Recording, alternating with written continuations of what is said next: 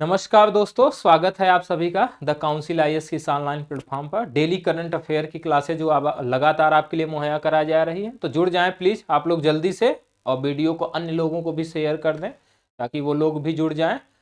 UPSC और UPPCS other state PCS के साथ साथ अन्य प्रतियोगी परीक्षाओं के लिए भी यह क्लास बहुत ही इंपॉर्टेंट है, तो जल्द से आप लोग जुड़ें और शेयर कर दें चैनल को, और सब्सक्राइब भी करें। द काउंसिल सिविल सर्विसेज के नाम से टेलीग्राम चैनल पर आपको एक चैनल मिल जाएगा, और आप वहां पर चैनल को ज्वाइन करके यहाँ से इसका पीडीएफ भी प्राप्त कर सकते हैं। वैसे भी डिस्क्रिप्शन बॉक्स में इसको दिया हुआ है, तो आप वहां से भी लिंक से सीधा खोल करके आप मिल सकते हैं। तो शुरू करते हैं आज का जो हमारा पहला क्वेश्चन है। पहला क्वेश्चन है कि हाल ही में चर्चित S 400 air defence missile system के संदर्भ में निम्नलिखित कथनों पर विचार कीजिए। पहला कथन है कि यह रूस द्वारा डिजाइन की गई है, और दूसरा कथन है कि यह सतह से हवा में मार करने वाली मिसाइल प्रणाली है। यह सतह से हवा में मार करने वाली मिसाइल प्रणाली है। उपर्युक्त में से कौन सा या से कथन सत्य है? सत्य कथन पूछा जा रहा है कि इसमें से सत्य कथन कौन सा है? S-400 air defence missile system के संदर्भ में केवल एक, केवल दो, एक और दो, दोनों, तो एक और नहीं दो। तो ये जो S-400 air defence missile system है, इसको रूस द्वारा डिजाइन किया गया है, और यह सतह से हवा में मार करने वाली मिसाइल प्रणाली है। तो इसके दोनों ही कथन सत्य हैं, यानी दोनों कथन सत्य है। तो इसका सही उत्तर जो होगा सी होगा। एक और दो दोनों कथन क्या है? सत्य हैं। देखिए व्याख्या, कुछ और चीजें इसमें जानकारी मिलती है। देश के एयर डिफेंस सिस्टम को मजबूती देते हुए भारतीय वायुसेना S-400 air defence missile system की पहली स्क्वाड को पंजाब सेक्टर में तैनात करने जा रही। कहां पे तैनात की जा रही पहले स्क्वाड को? तो ये पंजाब सेक्टर में तैनात की जा रही, जिस कारण ये चर्चा में रहा है। S-400 ट्राइम्स रूस द्वारा डिजाइन की गई एक गतिशील और सतह से हवा में मार करने वाली। यहां से क्वेश्चन ज्यादा आते हैं कि यह हवा से मार करने वाली है, हवा में, या सतह से हवा में। तो इस तरह से आपको यह याद रखना कि यह सतह से हवा में मार करने वाली मिसाइल है, यानी surface to air missile system, SAM missile प्रणाली है। अब यह विश्व में सबसे लंबी दूरी की सतह से हवा में मार करने में सक्षम, परिचालन के लिए तैनात सबसे खतरनाक अत्याधुनिक मिसाइल प्रणाली है। यह प्रणाली अगर देखें तो 30 किलोमीटर तक की ऊंचाई पर, कितने? 30 किलोमीटर तक की ऊंचाई पर 400 किलोमीटर की सीमा के भीतर विमान और मानव रहित हवाई वाहन और बैलिस्टिक तथा क्रूज मिसाइलों सहित सभी प्रकार के हवाई लक्ष्यों को यह भेद सकती है। तो ये अन्य तथ्य आपको इसमें याद रखना है। ठीक, बढ़ते हैं नेक्स्ट क्वेश्चन की तरफ, जो हमारा सेकंड क्वेश्चन है कि हाल ही में किसे चीन में भारत का नया राजदूत नियुक्त किया गया है? किसे पूछा जा रहा है कि चीन में भारत का नया राजदूत नियुक्त किया गया है? ऑप्शन है राजीव कुमार, प्रदीप कुमार रावत, विजय सांपला या हर्ष कुमार। चार ऑप्शन दिए गए हैं। तो चीन में भारत का नया राजदूत जो है प्रदीप कुमार रावत जी को चुना गया है। तो इसका सही उत्तर क्या होगा? बी होगा, प्रदीप कुमार रावत। देखिए, वरिष्ठ राजनयिक प्रदीप कुमार रावत को, वरिष्ठ हैं राजनयिक के क्षेत्र में, प्रदीप कुमार रावत को चीन में भारत का नया राजदूत नियुक्त किया गया है। और भारतीय विदेश सेवा के वर्ष 1990 बैच के आधिकारिक रावत वर्तमान में नीदरलैंड में भारतीय दूत के रूप में अपनी सेवाएं दे रहे हैं। तो वर्तमान में नीदरलैंड में अपनी सेवाएं दे रहे हैं, उसके बाद ये चीन में राजदूत बनेंगे। ये 1990 बैच के जो है कि IFS अधिकारी हैं, और यह विक्रम मिस्री की जगह लेंगे। किसका जगह ले रहे हैं? तो विक्रम मिस्री की जगह ले रहे हैं। और अगर ये बात किया जाए इनके बारे में, तो यह पहले हांगकांग और बीजिंग में भी काम कर चुके हैं। प्रदीप कुमार रावत जी जो है कि बीजिंग और हांगकांग में भी इस तरह से काम कर चुके हैं। नेक्स्ट क्वेश्चन है कि हाल ही में चर्चित अग्नि प्राइम के संदर्भ में निम्नलिखित कथनों पर विचार कीजिए। अग्नि प्राइम के संदर्भ में आपको विचार करना है। पहला कथन है कि रक्षा अनुसंधान और विकास संगठन द्वारा इसका परीक्षण किया गया। दूसरा है कि इस मिसाइल का दूसरा परीक्षण दिसंबर में किया गया। दो कथन दिए गए हैं, पूछा जा रहा है उपर्युक्त में से कौन सा या से कथन सत्य है? सत्य कथन पूछा जा रहा है आपसे। ऑप्शन हमारे क्या है? केवल एक, केवल दो, एक और दो, दोनों, न तो एक और न ही दो। तो ये अग्नि प्राइम जो मिसाइल है, रक्षा अनुसंधान और विकास संगठन द्वारा इसका परीक्षण किया गया है। अब यह जो है कि दूसरा परीक्षण है दिसंबर में किया गया। अब इसका पहला जो परीक्षण किया गया था, ये जो पहला इसका परीक्षण था ये जून 2021 में किया गया था। तो इस तरह से ये दूसरा इसका परीक्षण हुआ दिसंबर में। तो ये दोनों ही कथन हमारे सत्य हैं। तो इसका सही उत्तर क्या होगा? सी, यानी 1 और 2 दोनों हमारे कथन सत्य हैं। देखिए व्याख्या। रक्षा अनुसंधान और विकास संगठन यानी डीआरडीओ ने नई पीढ़ी की परमाणु सक्षम बैलिस्टिक मिसाइल अग्नि प्राइम का सफलतापूर्वक परीक्षण किया और दिसंबर में किया गया है। यह मिसाइल का दूसरा परीक्षण है और पहला परीक्षण कब हुआ? जून 2021 में किया गया। अग्नि पी मिसाइल का लक्ष्य जो है भारत की विश्वसनीय प्रतिरोधक क्षमता को और मजबूत करना है, इसका लक्ष्य रहा है। अब अग्नि पी जो है 2 चरणों वाली, कितने चरणों वाली? तो ये 2 चरणों वाली कण स्तरीकृत ठोस प्रणोदक मिसाइल है जिसमें दोहरी नेविगेशन और मार्गदर्शन प्रणाली है। तो 2 चरणों वाली है। यह भी पूछा जाता है, साइंस टेक्नोलॉजी पढ़ते वक्त पूछ लिया जाता है कि ये जो सिस्टम विकसित किया गया कितने चरणों वाली है। तो ये 2 चरणों वाली याद रखिए, क्योंकि यूपीएससी में कई बार देखा गया है कि इस पर ऑप्शन बन जाता है कि 2 चरणों वाली है या 1 चरण वाली है या 3 चरण वाली है। तो ये आपको ध्यान रखना है। नेक्स्ट क्वेश्चन है फोन नंबर की, हाल ही में प्रकाशित बिछड़े कई बारी बारी पुस्तक के लेखक कौन है? पूछा जा रहा है कि इस पुस्तक के लेखक कौन है? बिछड़े कई बारी बारी पुस्तक के लेखक।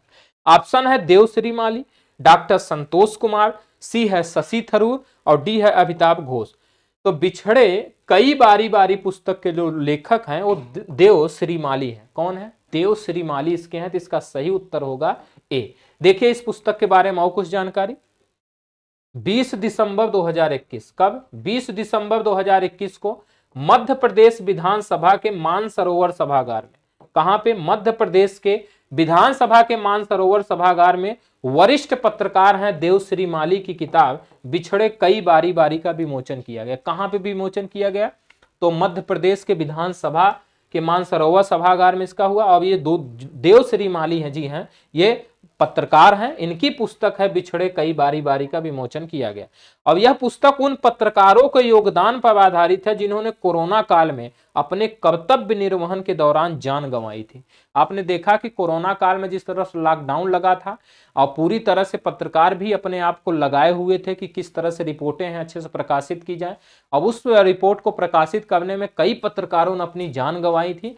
तो उनके लिए जो है कि यह पुस्तक लिखी गई है, उनके योगदान पर है। अब उसमें एक ऑप्शन आपको डॉक्टर संतोष कुमार जी दिख रहे हैं, तो उनके द्वारा जो लिखित पुस्तक है कोरोना से बचाओ एक सजग पहल। तो इनकी पुस्तक है कोरोना से बचाओ एक सजग पहल, संतोष कुमार, डॉक्टर संतोष कुमार द्वारा लिखित पुस्तक है। यह भी कोरोना काल से ही संबंधित पुस्तक मानी जाती है। नेक्स्ट क्वेश्चन है हमारा कि हाल ही में किस राज्य द्वारा गोठान मैप मोबाइल ऐप का लोकार्पण किया गया है? तो आप ऐप से भी देखेंगे बहुत सारे क्वेश्चन अन्य प्रतियोगी परीक्षाओं में तो आते ही हैं, यूपीएससी और यूपीपीसीएस में भी पूछे जाते हैं इस तरह से। तो गोठान मैप मोबाइल ऐप का लोकार्पण किस राज्य द्वारा किया गया, ये क्वेश्चन है। ऑप्शन है उत्तर प्रदेश, राजस्थान, मध्य प्रदेश, छत्तीसगढ़। तो ये जो गोठान मैप मोबाइल है हाल ही में इसको छत्तीसगढ़ सरकार द्वारा लोकार्पण किया गया। तो इसका सही उत्तर होगा डी। देखिए आप 20 दिसंबर 2021 को, कब? 20 दिसंबर 2021 को छत्तीसगढ़ के मुख्यमंत्री भूपेश बघेल ने गोठान प्रबंधन के लिए गोठान मल्टी एक्टिविटी एवं आजीविका प्रबंधन मोबाइल ऐप का लोकार्पण किया। किसके लिए किया गया? तो गोठान प्रबंधन के लिए किया गया है। और इससे छत्तीसगढ़ इन्फोटेक प्रमोशन सोसाइटी, किसके द्वारा?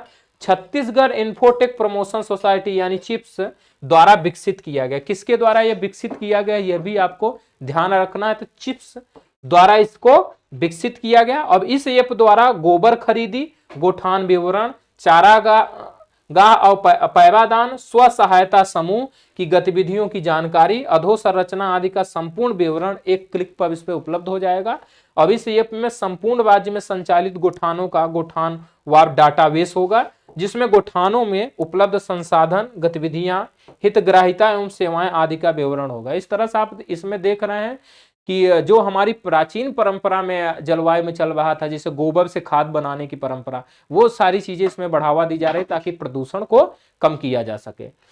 बढ़ते हैं नेक्स्ट क्वेश्चन। भारतीय प्रतिस्पर्धा आयोग भारतीय प्रतिस्पर्धा आयोग यानी सीसीआई ने हाल ही में किस कंपनी पर 202 करोड़ रुपए का जुर्माना लगाया है? किस कंपनी पर उसने 202 करोड़ रुपए का जुर्माना लगाया है? ऑप्शन है फ्लिपकार्ट, एयरटेल, अमेजन या इनमें से कोई नहीं। तो भारतीय प्रतिस्पर्धा आयोग ने हाल ही में जो है कि अमेजन पर 202 करोड़ रुपए का जुर्माना लगाया हुआ है। तो इसका सही उत्तर होगा सी। देखिए, भारतीय प्रतिस्पर्धा आयोग ने फ्यूचर कूपन प्राइवेट लिमिटेड में हिस्सेदारी हासिल करने के लिए अमेजन के सौदे के लिए अपनी 2 साल पुरानी मंजूरी को निलंबित कर दिया है। 2 साल पुरानी ये मंजूरी हुई थी, अब उसको निलंबित कर दिया है।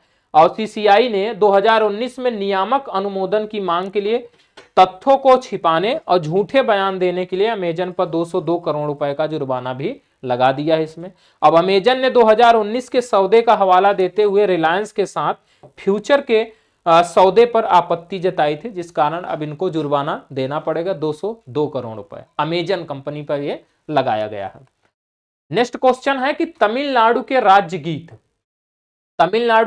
गीत के रूप में घोषित तमिल थाई वाजथू के लेखक कौन है? तो आपको यहाँ पे 2 क्वेश्चन नजर आ रहा है। पूछ दिया जाएगा कि तमिलनाडु का राज्य गीत जो है वो क्या है? तो तमिल थाई वाजथू के लेखक कौन है? एक क्वेश्चन तो कौन सा है ये हो जाएगा, और उसके लेखक कौन है? तो दूसरा क्वेश्चन जो हमें दिखा रहा है कि लेखक कौन है, ऑप्शन है सुंदरनार, बाल कुमारम, अंबे और डॉक्टर आर बालचंद्रन।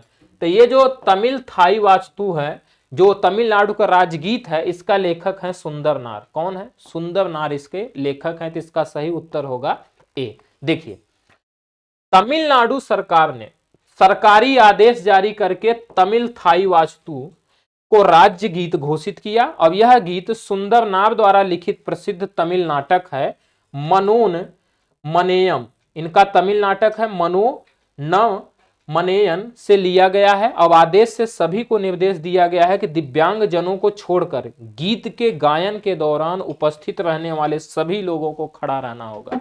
यानी दिव्यांग जनों को छोड़ करके जब भी इसका गीत का आयोजन किया जाएगा, सभी लोगों को खड़ा होना अनिवार्य कर दिया गया है। नेक्स्ट क्वेश्चन है कि विश्व अरबी भाषा दिवस कब मनाया जाता है? विश्व अरबी भाषा दिवस कब मनाया जाता है? ऑप्शन है 15 दिसंबर, 18 दिसंबर, 20 दिसंबर, 22 दिसंबर। तो जो विश्व अरबी भाषा दिवस है यह 18 दिसंबर को मनाया जाता है। कब मनाया जाता है? 18 दिसंबर को। तो इसका सही उत्तर होगा बी होगा।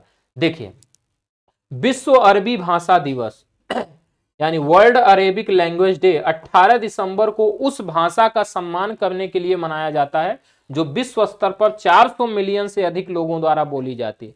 इसमें आपको दिख रहा है ना कि विश्व अरबी भाषा, तो ये अरबी जो है कि 400 मिलियन लोगों से भी अधिक लोगों द्वारा बोली जाती है। एक तथ्य आपको यहां समझ में आएगा। यह संयुक्त राष्ट्र महासभा द्वारा संयुक्त राष्ट्र की 6ठी आधिकारिक भाषा के रूप में अरबी को अपनाया गया है। और कब? 2012 में अपनाया जा रहा है, तो इसी समय से यह मनाया गया है। अब इस वर्ष यानी 2021 में, इस वर्ष इसकी थीम है अरेबिक लैंग्वेज ए ब्रिज बिटवीन सिविलाइजेशन। इसकी इस बार थीम रखी गई। तो इस तरह से आज की क्लास में हमारे 8 क्वेश्चन हैं, और मिलते हैं नेक्स्ट क्लास में आपको लेकर के और भी current affair, daily current affair की जो मोस्ट इंपॉर्टेंट क्वेश्चन है। तो प्लीज आप लोग इसको शेयर भी कर दें अन्य लोगों को, ताकि और भी लोग इसका फायदा ले सके। और टेलीग्राम चैनल से इसका PDF भी आप लोग ले लीजिए। और इसी तरह लगातार बने रहिए, कमेंट करते रहिए, और आप सफल हों, इसी शुभकामनाओं के साथ। Thank you.